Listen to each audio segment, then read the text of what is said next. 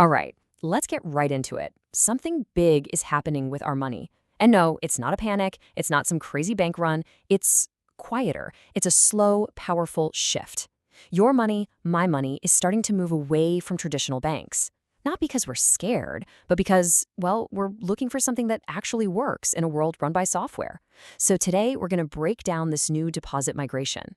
So let's start with the big question. Why now? What's going on that's making money start to flow out of the old school banking system and onto these brand new digital rails?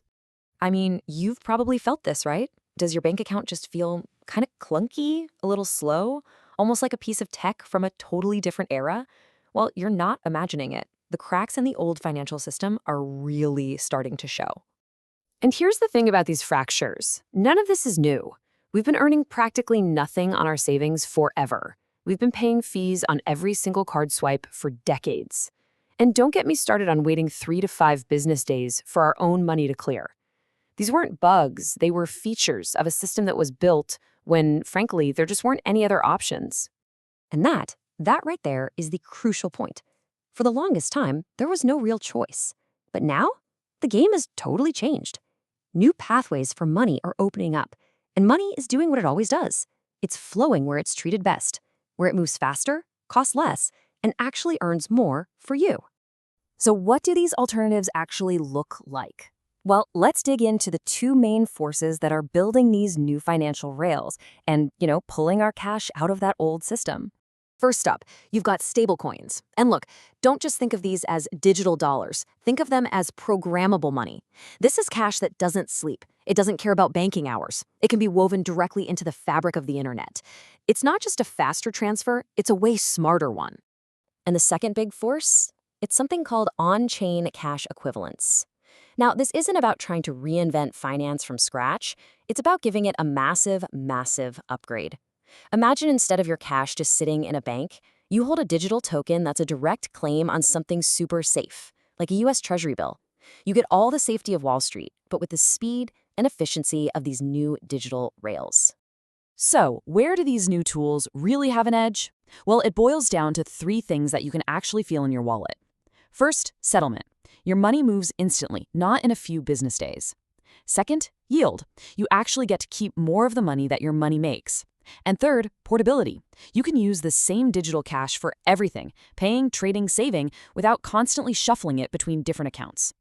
Now, it's super easy to frame this as just, crypto versus the banks. But the real conflict is actually way deeper than that.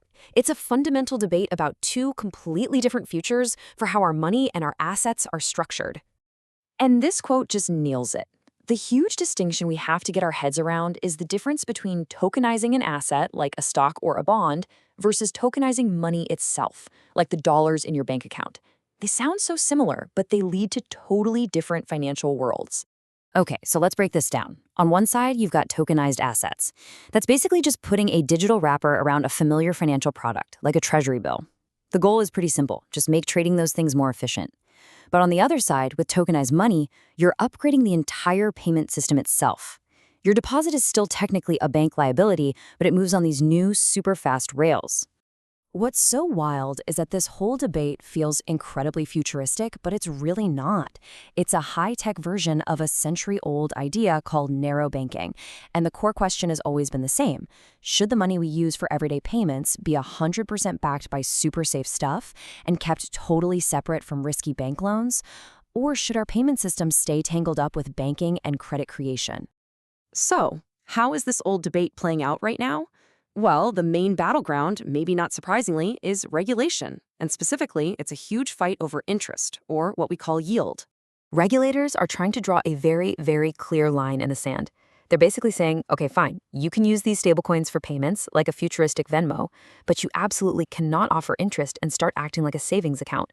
It's a direct attempt to protect the core business of the traditional banking system. But here's the thing about innovation and capital. They're like water. They always find a way around the obstacles. So first, the regulators ban direct yield. But then, innovators get creative, and that yield, it just pops up again in a different form, maybe as platform rewards or through some other clever product wrapper. The war for your deposits doesn't end. It just keeps going with different tactics.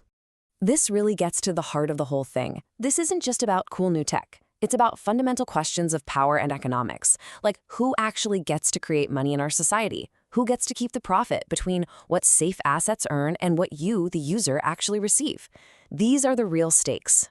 So, with all these incredible forces in play, tech, regulation, economics, what's the endgame here?